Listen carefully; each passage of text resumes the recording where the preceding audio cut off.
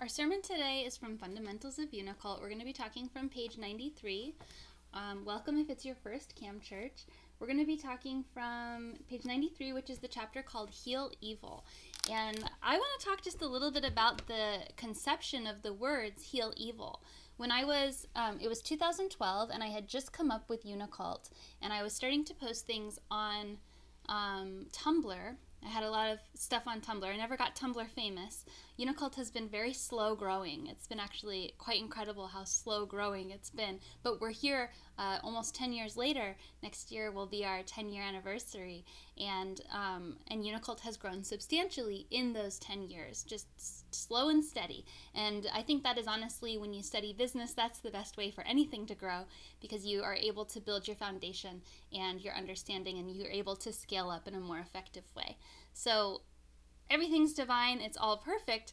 But when I was on Tumblr and I was starting to create Unicult ideology, one of the first things I came up with was the words heal evil.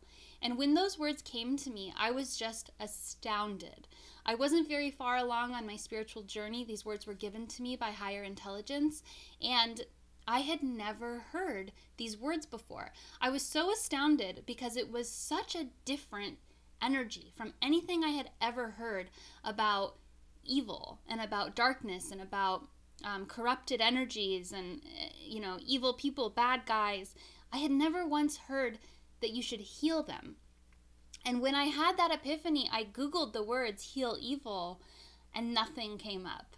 In 2012, nothing came up. And I realized, for all intents and purposes, I just brought this concept to earth. And that's when I started to realize how big of a deal Unicult actually is. And my gift and my ability to actually channel in completely new understandings of how we approach different energies. I'm not the only person to ever realize these things. It's just that I am here to popularize these concepts and to give them to you so that you can take them and run with them, so that you can have this energy inside your own body, inside your own life, so that you can spread this energy and so that it can grow like a seed throughout our culture, so that we can live in a higher vibrational reality.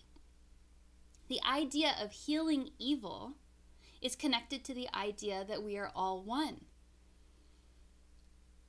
By simply looking at your own experience, your own interactions with other people, your own difficulties, your own hardships, and the times in your past when you were aggressive, cruel, mean, manipulative, let's just all take a minute to reflect on the times that we were aggressive, cruel, mean, manipulative, violent. Okay, let's just take a minute.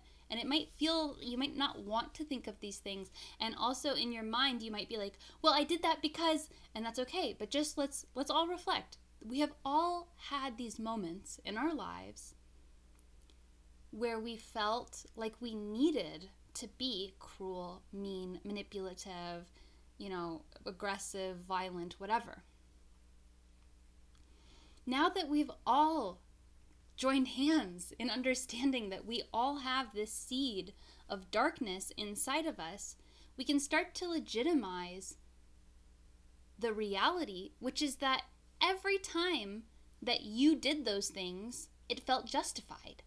Every time that you did those things, it was because something bad was happening to you, or because you didn't feel free to be who you really were, or you didn't feel safe, or because someone else was attacking you, or because you really needed to set a boundary that you didn't know how else to set.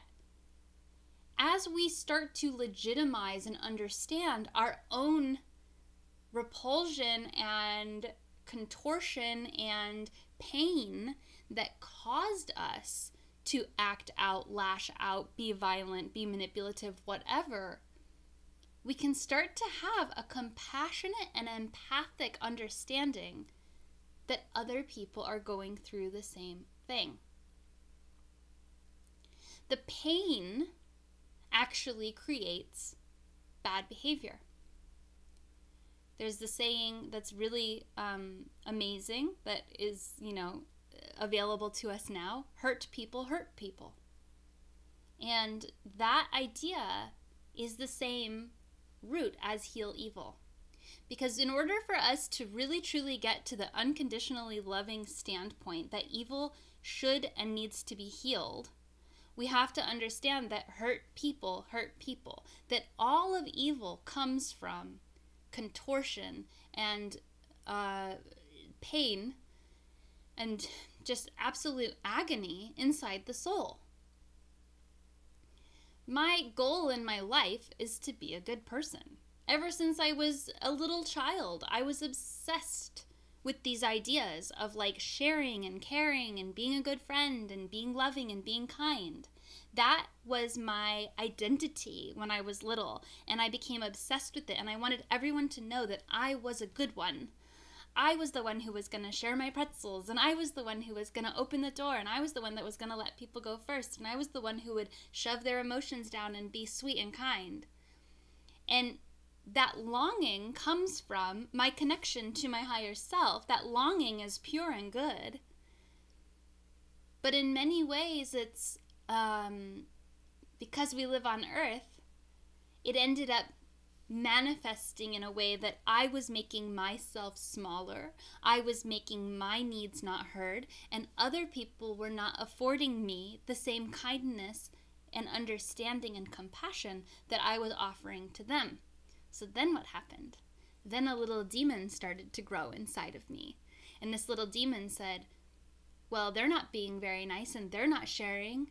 And then I turned it in on myself and I said, you must be a bad person because no one is as kind to you as you are to them.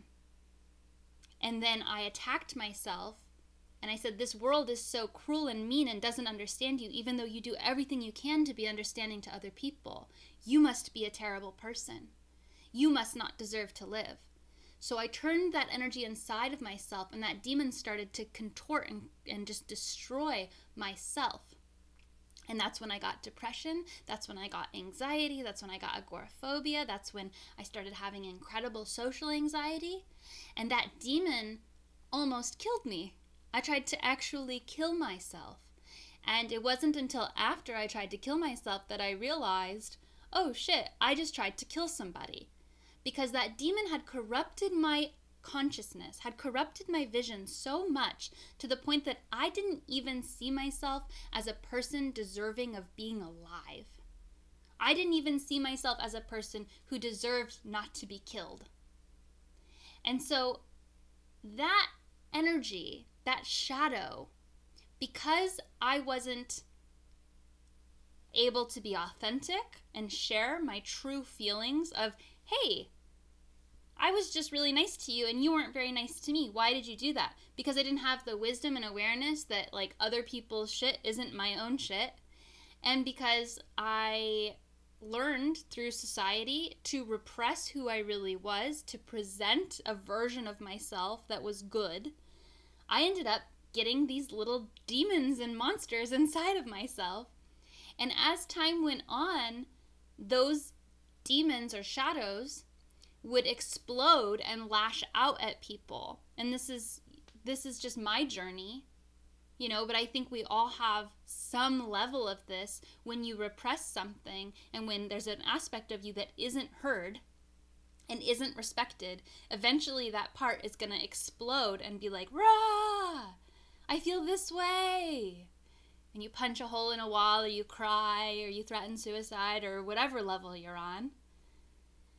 And as we are repressing these energies, and some people are so good at repressing these energies that they don't even know they exist, and it just are so tuned out to them, they become illnesses in the body. And not every illness in the body is a repressed emotion. Some of them are societally repressed emotions. But a lot of illness can be traced back to the repression of these energies and this assumption that we have to present ourselves as something specifically good. So when we're talking about evil and we're talking about healing evil, we have to understand that evil is a shadow. Evil is just a voice or an energy or an emotion that has been repressed and told that it doesn't matter. It's an aspect, a pure divine aspect of ourselves that has been contorted and corrupted because our perception of reality doesn't allow for that part of ourselves to exist. And so we other it. And I love the first line in the book. The first line in the book is really great. We have been taught a mentality of perpetuating othering that has resulted in extreme social reality of us versus them. We have been taught a mentality of perpetual othering that has resulted in an extreme social reality of us versus them. And the idea of duality has a lot to do with the idea of heal evil, because heal evil is the 5D, is the rainbow, is the utopian principle of evil. We've got healing, which is like this glorious, we've got healing, which is the white, and we've got evil, which is the black, and we put those two together through unconditional love, and that's how we get the rainbow of Unitopia. Comes shooting out the center of the spiral. Heal evil is the concept that we are in a duality, and that us versus them is something that happens inside our own consciousness. Us versus them happens in our politics. Us versus them is the duality. Us versus them is the easiest way to create a powerful cult, but Unicult doesn't use it. You can get a group of people together and say, we're the good ones, they're the bad ones, and then you can control those people's minds very easily, and you can get them to do anything. You just create this crazy fear of like, those people out there are bad and we're the good ones, and this is why we do this and this is why we do that. Yeah, you could control an entire nation that way, and oftentimes nations are controlled that way. Cults are controlled that way. Workplaces are controlled that way. Religions are controlled that way. Schools are controlled that way. This is duality. This is the idea of like, I'm going to be in the socially acceptable role of upstanding citizen, or I'm going to be, the evil side, the dark side, the bad guy. It's this total fracturing of our collective consciousness. And this happens on a microcosm of your own consciousness of, no, I'm a good person. I would never punch a hole in a wall. And then you repress that part of yourself, and it lives in this little area of like, only when I get drunk do I punch holes in walls, right? It still exists. You can't banish it. And then we do it in regular society where we say like, oh, we are a productive American society and we have wealth. And then it's like, oh, but then like, what about the homeless people? What about the homeless population? What about the drug addicts? What about all these forgotten people? They still exist. They're just occupying this ignored aspect of reality. So to integrate the aspects of your own consciousness, to integrate the aspects of our society, which we deem as other, as bad, as not part of us, to integrate that as a whole part of ourselves, and to see the root power that exists there, that isn't necessarily showing up in the way that we would want it to show up because it's been repressed. We are allowing for and creating more space for these things to breathe as we integrate them. And as we allow them more space to breathe, we can understand them. For me, like having an addiction, I'm like, no, I don't have an addiction. I don't want to have an addiction. And it's like, I'm fine. And then you fall to your knees, you hit rock bottom or whatever happens to addicts. And I say, oh, wow, I really have an addiction. I guess I must be a terrible person. Well, no, the more you go on the path of healing your addiction, you're like, oh, actually, this is just childhood trauma. And this is how I've attempted to cope with my childhood trauma. Addiction is how I've attempted to cope with my sensitivities in this world. You start to have more understanding. And then your addiction or your darkness or whatever you've been othering starts to breathe, and it starts to be understood. And as you bring it into the light, you're integrating it back into the whole. One of the aspects that's so interesting about duality is that while we are in a dualistic world, while we are in a world of binary, of black and white, of good versus evil, we have to also orient ourselves within the duality. And it's such a paradoxical concept because many religions teach, just to instantly integrate with the all one. But what happens if you're in the duality and you're in the mire and you're in the muck of earth and you say everything is holy? everything is God, everything is divine, everything is meant to be. Well, then you're kind of saying all of rape is supposed to happen, and all of violence is supposed to happen, and all these bad things that happen to people are just divine, and you're like gaslighting people's trauma, and it's not okay. So you cannot skip. You can't just skip right out of the duality. We have to orient ourselves within the dualistic structure in order to get to a point where we can actually rise out of it. And that's what my concept of benefit and detriment is. There is two directions in the universe. That's not actually true when you get to a certain level, but for the purposes of Earth, for the purposes of figuring out what even is happening down here, in order for us to go through this portal and actually come out the other side as a rainbow, we have to orient ourselves in the dualistic understanding.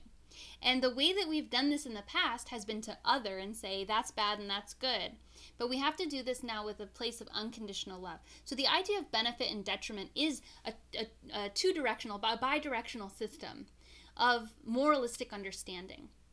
And the moralistic understanding comes from your own heart. Your own heart is your own compass.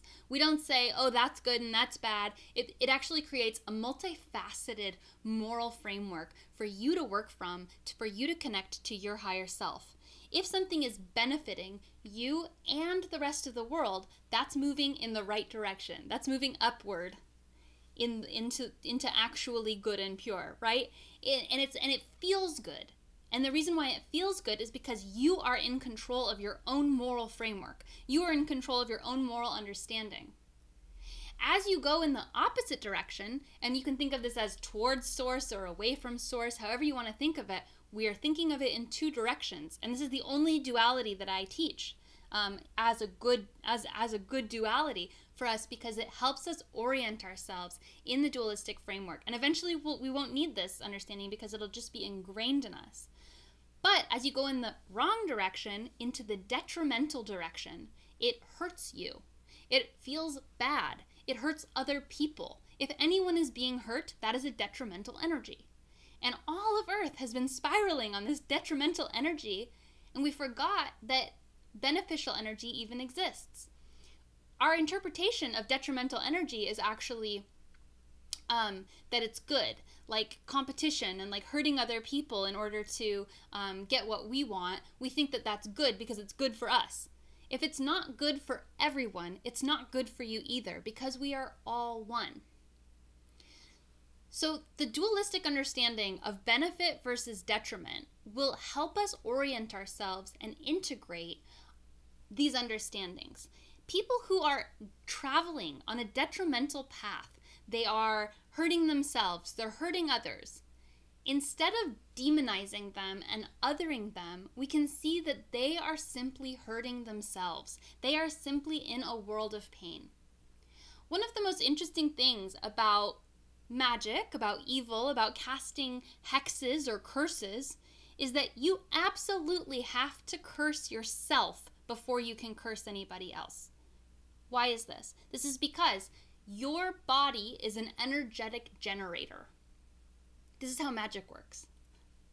Your body is an energetic generator. And for you to look at someone and say, I hate you, I want you to suffer, you have to feel that hate.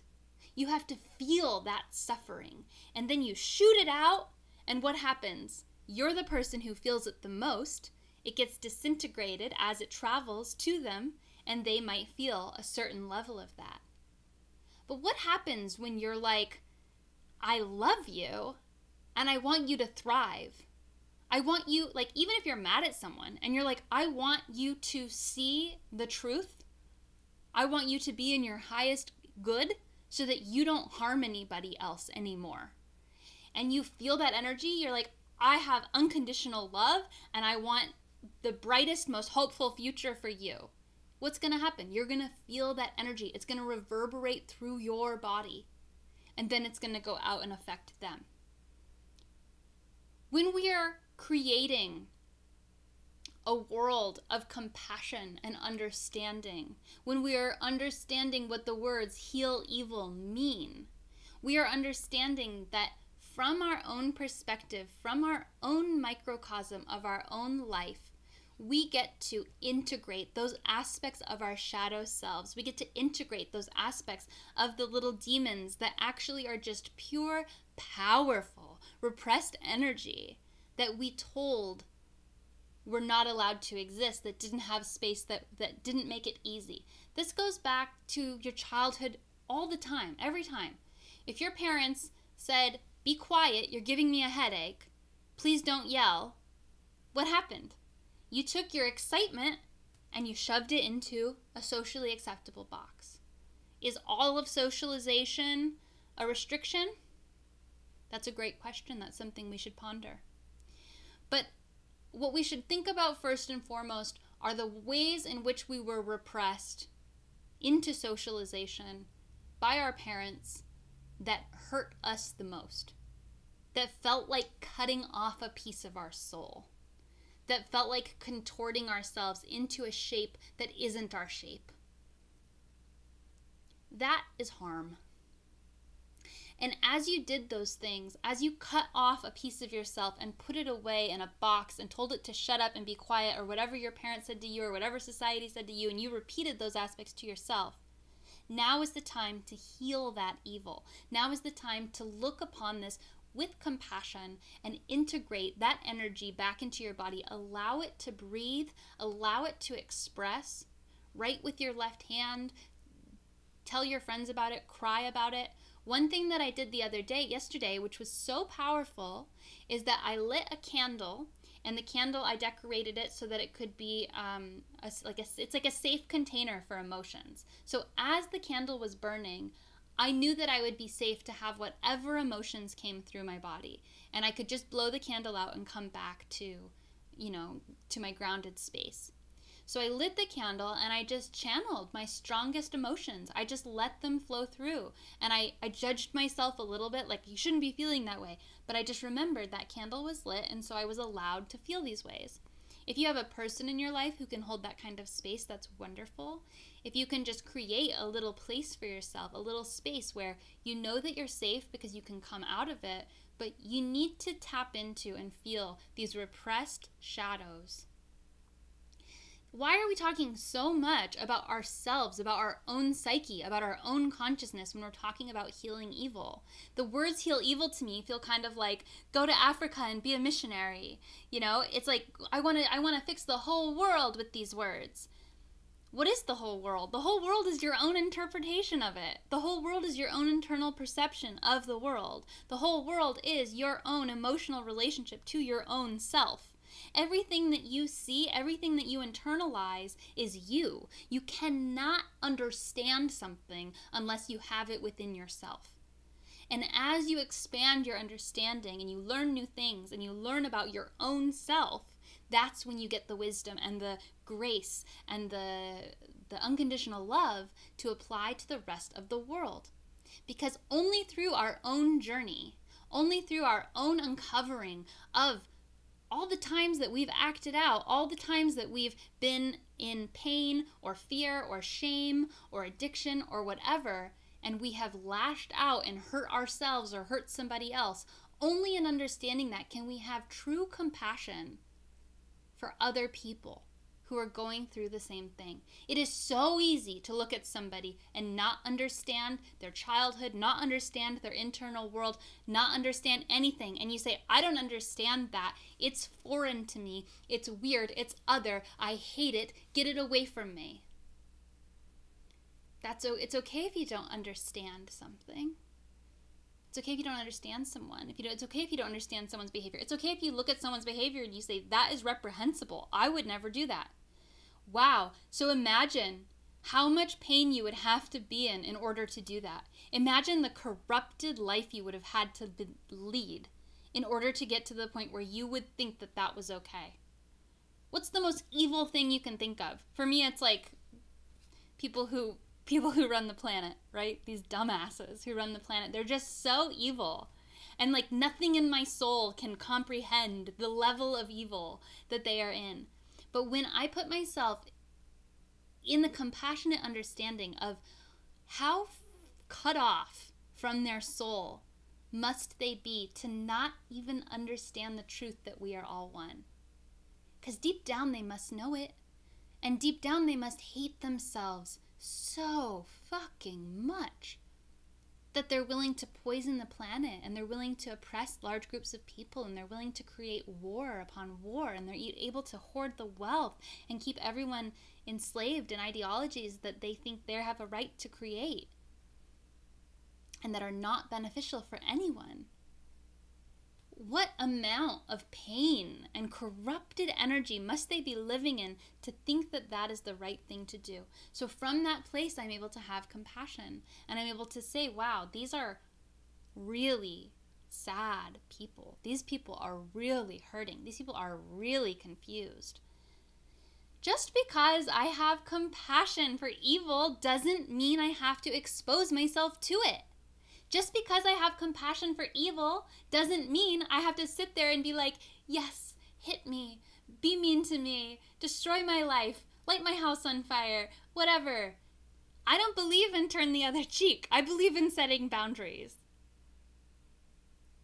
I believe in setting boundaries. Where does turn the other cheek lead you to? When I was 12 years old, I was a born-again Christian, and I loved the idea of turning the other cheek. I loved the idea of forgiveness, and so I kept forgiving the abusers in my life, and what happened? I kept getting more and more abused. That wasn't fun. It was only until I was able to set my boundaries that I was able to feel safe enough to forgive them. It was only until I set my boundaries that I was able to feel safe enough to find the unconditional love that I had for myself and others. Everything starts within you. If you are a compassionate person, that means that you need to be compassionate towards yourself first and foremost. Why would you let someone be treated a certain way? If you had a little baby, a little child, a little adorable, like the cutest 3-year-old you've ever seen in your whole life, and someone came up to them and was abusing them, would you let that continue to happen? Or would you say, you're not allowed to do that? So why do we allow that to happen to ourselves? We do it to ourselves. We treat ourselves badly with our own internal monologues. We let other people treat us badly. No. In order to have compassion, we have to have compassion for ourselves, which means that we have to set boundaries both for ourselves and how we talk to ourselves, and also for how other people treat us. Treating yourself with kindness and love, caring for your surroundings, caring for your diet, caring for your body, caring for your home, caring for your own internal mental state, saying no, having boundaries at work, having boundaries in your relationships, that is compassion. That is unconditional love. It has to start with you. It has to start with your own internal reality. And only then can you feel safe enough to offer that abundance to other people. Truly, without creating more and more shadow. Healing evil starts within the self. Healing evil is the rainbow reality of the duality. As we go through the duality toward benefit, away from detriment, we start to see with a higher wisdom, from a higher vantage point, the truth of reality, which is that everything is divine, but also that there is a wrong direction and a right direction. And once we realize that there is only one direction, which is the beneficial direction, which is total abundance and harmony and joy, then we won't have any need for duality anymore, because we'll be able to live in the reality of all one. We'll live in the reality of the fifth dimensional non-dualistic understanding. But since we're here, since we're trapped in it, we get to use words and word combinations like heal evil to combine these energies and to radiate out a truly compassionate, integrative energy, transformative and integrative energy. Drink water. Yes, thank you for being here for that sermon. We every Sunday after Camp Church, if you're a member of Unicult, you can go to the Discord server and join for Uni Brunch. And on the first, we're starting a new thing on the first Sunday of every month. We are going to have an address to the cult. So we're going to have, me and the magicians are going to give you whatever is upcoming and announcements and information that is just for the cult. Join Unicult and go ahead and join everyone into in the Discord server in the video chat chill zone for your uni brunch. And I hope you all have a wonderful, wonderful Sunday starting in June. Yes, thank you, Erin. Yes, you're correct. Spirit of Uni, thank you for channeling through me this beautiful sermon. We are praying for all people to integrate their higher selves and unconditional love, to set boundaries for the way that they are treated, to have the healing of evil come into their own hearts so that they can see that all the ways that they have been harmful towards themselves and towards others has been for good reason, because their boundaries weren't protected, because they weren't treated with respect and love, and because they repressed a part of themselves that really, really needs to be heard. We are praying for evil to be understood from the highest perspective, which is as a divine energy that has simply been contorted and corrupted.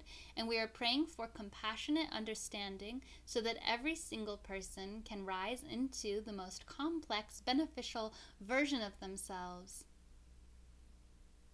And we pray that everyone joins Unicult. Uni bless!